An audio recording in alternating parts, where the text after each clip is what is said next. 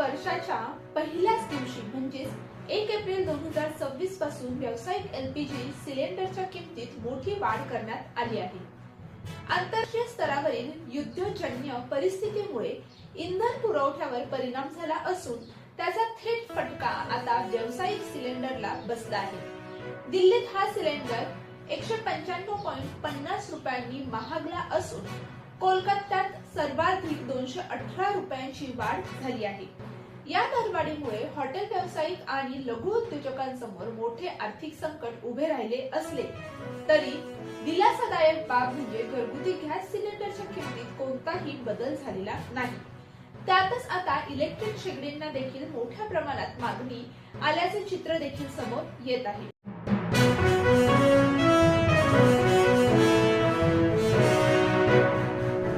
डोंबिवली 3 दिवसांपासून पाणी पुरवठा ठप्प असल्याने स्थानिक नागरिक हे त्रस्त झाले आहेत. त्यामुळे मनसेच्या नेतृत्वाखाली एमआयडीसी कार्यालयावर नागरिकांनी मोर्चा काढला आणि प्रशासनाला जाब विचारला आहे.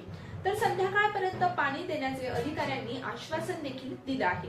मात्र पाणी पुरवठा सुरळीत न झाल्यास अधिकाऱ्यांना कार्यालयात बसू देणार नाही असा इशारा देखील मनसेने दिला आहे.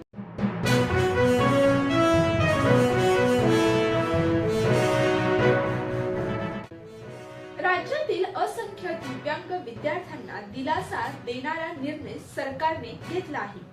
दिव्यांग विद्यार्थ्यांच्या शिष्यवृत्तीमध्ये वाढ करण्याचा निर्णय मंत्रिमंडळ बैठकीत घेण्यात आला आहे. तब्बल 12 वर्षानंतर शिष्यवृत्तीच्या रकमेत वाढ होणार आहे. या निर्णयाचा 8वी ते 12वी दरम्यान शिक्षण घेणाऱ्या विद्यार्थ्यांना फायदा देखील होणार आहे.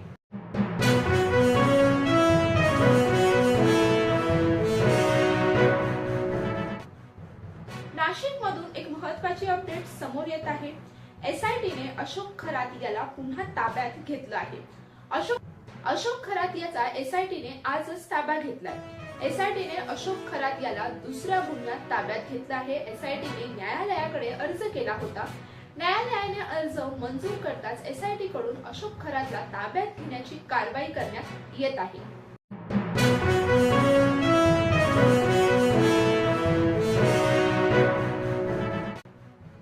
नॅशनल काँग्रेस पक्षाने जालना महानगरपालिकेतील 7 नगरसेवकांचे निलंबन केले आहे. हर्षवर्धन सपकाळ यांच्या आदेशानुसार ही कारवाई करण्यात आली आहे. पक्ष शिस्तीचा भंग करत भाजपला मदत केल्याच्या आरोपावरून संबंधित नगरसेवकांवर ही कारवाई करण्यात आल्याची माहिती पक्षाकडून देण्यात आली आहे.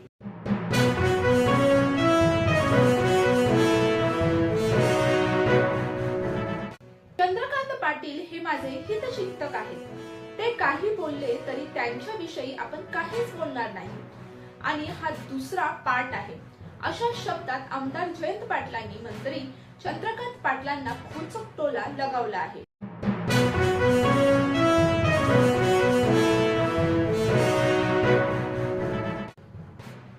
शशिकांत शिंदे यांनी कोणत्याही पक्षाला नुकसान पोहोचवण्यासाठी सुपारी दिल्याचा आरोप फेटाळत ती निव्वळ बालिशपणा असल्याचं म्हटले.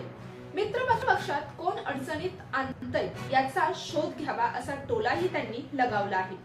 रोहित पवार यांनी उपस्थित केलेल्या शंकांची चौकशी व्हावी अशी मागणी करत अंधश्रद्धेविरोधी कायदा कडक करण्याची गरज आहे असे त्यांनी व्यक्त केलं आहे.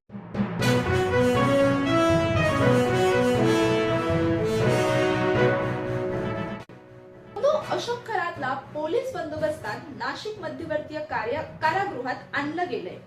पोलिसांच्या 5 ते 6 गाड्यांच्या बंदोबस्तात खरातला मध्यवर्ती कारागृहात आणलंय. वैद्यकीय तपासणी करून मध्यवर्ती कारागृहात आता खरात हे पोहोचला आहे.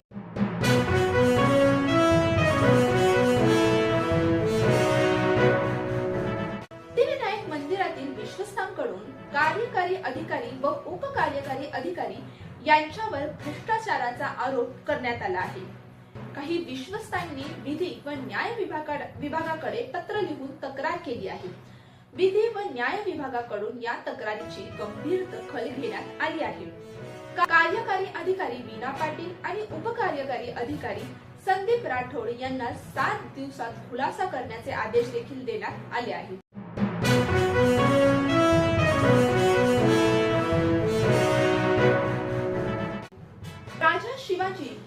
बहुचर्चित चित्रपटाचा फर्स्ट लुक टीझर आता डिजिटल प्लॅटफॉर्मवर प्रदर्शित झाला आहे.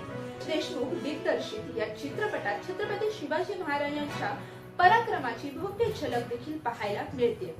थिएटरमध्ये मिळालेल्या उत्स्फूर्त प्रतिसादानंतर आता डिजिटल रिलीजमुळे प्रेक्षकांची उत्सुकता आणखी वाढली आहे. 1 मे 2026 रोजी हा चित्रपट प्रेक्षकांच्या भेटीला येणार आहे.